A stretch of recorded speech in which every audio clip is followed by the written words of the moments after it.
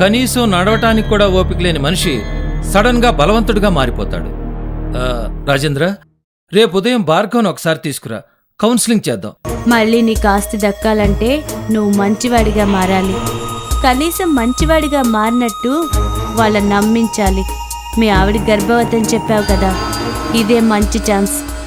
వెళ్ళి కాస్త మంచిగా చూసుకో. పిచ్చిదానిలా నాటకం ఆడి నీ జీవితాన్ని నరకం చేయాలనుకుంటున్న ఆ భార్గవితో నువ్వు ఇంకా జీవితం పంచుకోవాలనుకోవడంలో అర్థం లేదురా. వెంటనే విడాకులిచ్చేయి. ఆలోచిస్తానన్నయ్య, కానీ నాకు కొంచెం టైం కావాలి. ఇదే ప్లేస్ లో వదినుండుంటే వదిన నిన్ను కంటికి రెప్పలా కాపాడుకుని ఉండేది. నీలా విడాకులు మాత్రం ఇచ్చి ఉండేది కాదు. ఏరా, ఆడదంటే నీకంత చులకనా?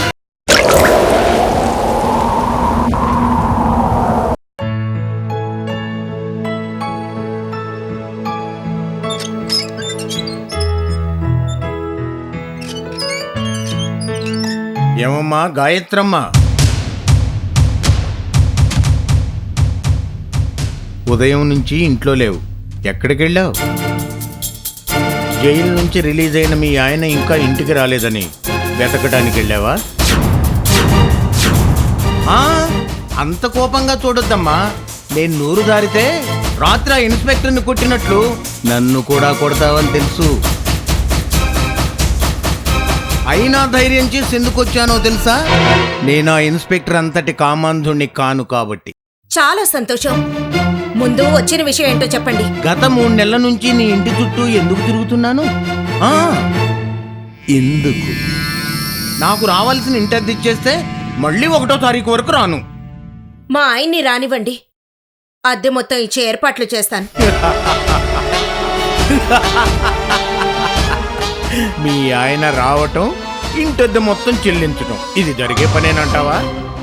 నీ దగ్గరకు రావాలనుకునేవాడైతే స్టేషన్ నుంచి బయటపడ్డ వెంటనే వచ్చేవాడు. 2 రోజులైనా రానివాడు ఇప్పుడు మాత్రం వస్తాడన్న గ్యారంటీ ఏమిటి? ఇన్ని రోజులుగా కాపురం చేస్తున్నావు. మీ ఆయన ఎలాంటివాడో నీకింకా అర్థం కాలేదా? నీ భర్త ఒట్టి చేతగాని చవట. ఎవరితోనో తీసుకొచ్చి సొంత భార్యతో చాకిరీ చేయించాడు. మా ఆయన ఎలాంటి వారన్నది మీకు అనవసరం. ఆయనతో ఏమైనా సమస్యలుంటే అవి నేను పడతాను, మధ్యలో మీకెందుకు? 2 రోజుల తర్వాత వచ్చి మీకు రావాల్సిన అద్దె తీసుకెళ్ళండి. అంతేగాని మా ఆయన చెడ్డవాడంటే మాత్రం ఊరుకునేది లేదు. అవునులే, భర్త ఎంత చెడ్డవాడైనా నీ మొగుడు చెడ్డవాడు అంటే ఏ భార్య ఊరుకోదు. ఈ మాత్రం కోపం రావటం సహజమే. కాకపోతే నువ్వు అనుభవించిన బాధ కళ్ళారా చూశాను కాబట్టి చెప్తున్నాను. నీ భర్త వల్ల నీకు సుఖం లేదు. అడ్డమైన పనులన్నీ చేసి స్టేషన్కి వెళ్ళాడు. పోనీ బయటపడ్డాకైనా నీ దగ్గరకు వచ్చాడా? కనీసం నువ్వు గర్భవతివన్న కనికరం కూడా లేదు. ఇక ముందు నీ కోసం వస్తాడన్న గ్యారంటీ కూడా లేదు. ఏంటండి, నేను సమస్యలో ఉన్నాను సలహా ఇమ్మని మిమ్మల్ని ఏమైనా అడిగానా? లేకపోతే ఏ దిక్కు లేదని మొరపెట్టుకున్నానా? అసలు మీరు నాకు ఇవన్నీ ఎందుకు చెప్తున్నారో అర్థం కావడం లేదు. నువ్వంటే నాకిష్టం కాబట్టి. మీ అందరికి ఏమైనా పిచ్చి పట్టిందా? ఒక్కడు తిన్నగా మాట్లాడడం లేదే. ఒంటరిగా ఉన్న ఆడదంటే మీకు అంత అలసైపోయిందా? అలుసే. ఈ సమాజంలో దిక్కులేని ఆడదంటే అందరికీ అలుసే. చూసిన ప్రతివాడు ఒక రాయి విసిరే వెళ్తాడు. వస్తే పండొస్తుంది, లేకపోతే రాయపోతుంది. కానీ నేను అందరిలాంటి వాణ్ణి కాదు. నీకంటూ ఒక తోడు నీడా కావాలి, అది నేనిస్తాను. రేపొద్దున నీ కడుపున పుట్టిన బిడ్డకు తండ్రి ఎవరని అడిగితే ఎవరిని చూపిస్తావు?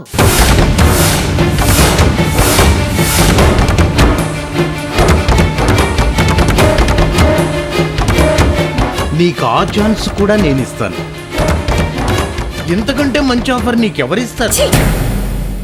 ఇంత వయసు వచ్చింది మీకు, కూతురు లాంటి అమ్మాయితో మాట్లాడాల్సిన మాటలేనా ఇవి? మీ మాటలు వింటుంటే నాకు జీవితం మీద విరక్తి కలుగుతోంది. మీకు దండం పెడతాను, నన్ను వదిలేయండి. ఎలాగోలా మీ అద్దె మీకు కడతాను. దయచేసి ఇక్కడి నుంచి వెళ్ళండి. సరే, నీ ఇష్టం. ఇంతకంటే మంచిగా ఎవడూ చెప్పడు. వినకపోతే నీ కర్మ. రేపు ఉదయానికల్లా అద్దె డబ్బులు రెడీగా ఉంచు, లేకపోతే సామాన్లన్నీ బయటికి విసిరేస్తాను.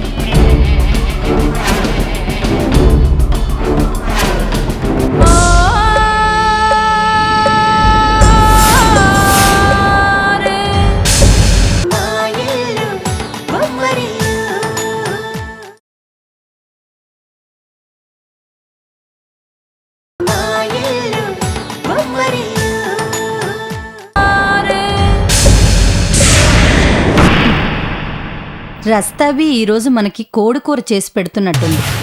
లక్ష్మి కన్నా ఇదే బెటరు, అడగకుండానే అన్ని చేసి పెడుతోంది. అవును మమ్మీ, ఇది మన ఇంట్లో ఉంటే మనకి చాలా రకాలుగా ఉపయోగపడేలా ఉంది. విస్తార కోడినెందుకు తీసుకొస్తుంది? నిజంగా కూర చేస్తుందా, లేకపోతే ఏమన్నా మాయలు మంత్రాలకి ఉపయోగిస్తుందా?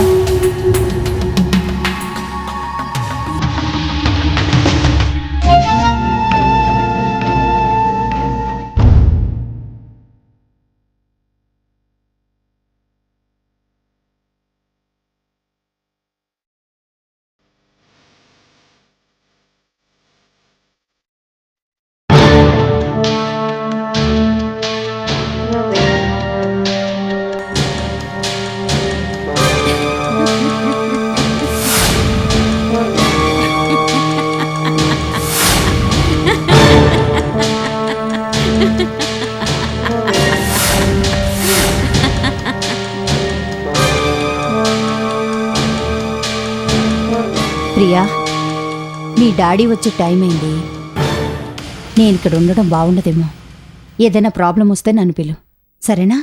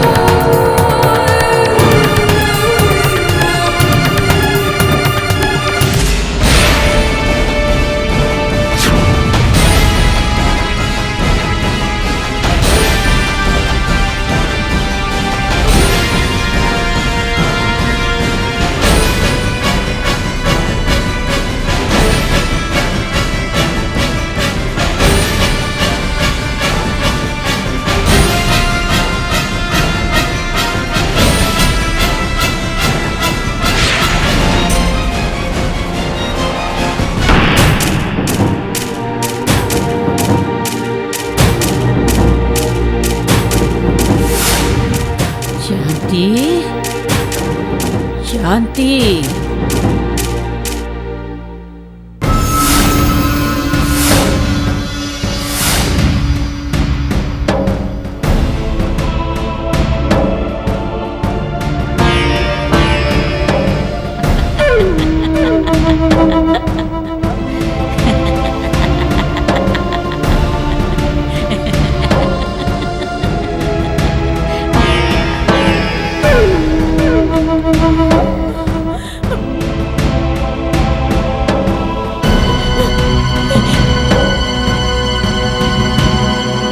తిన్నమ్మా తిను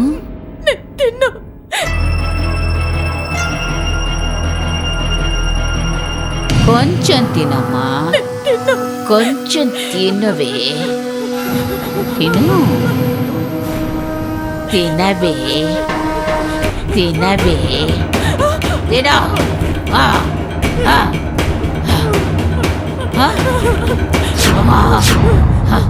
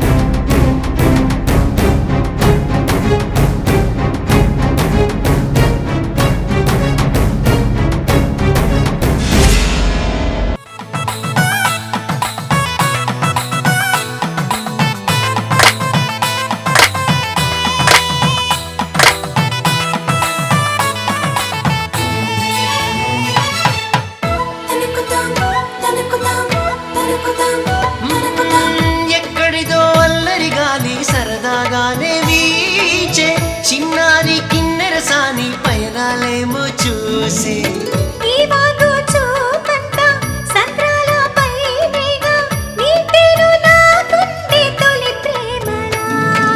మా ఇల్లు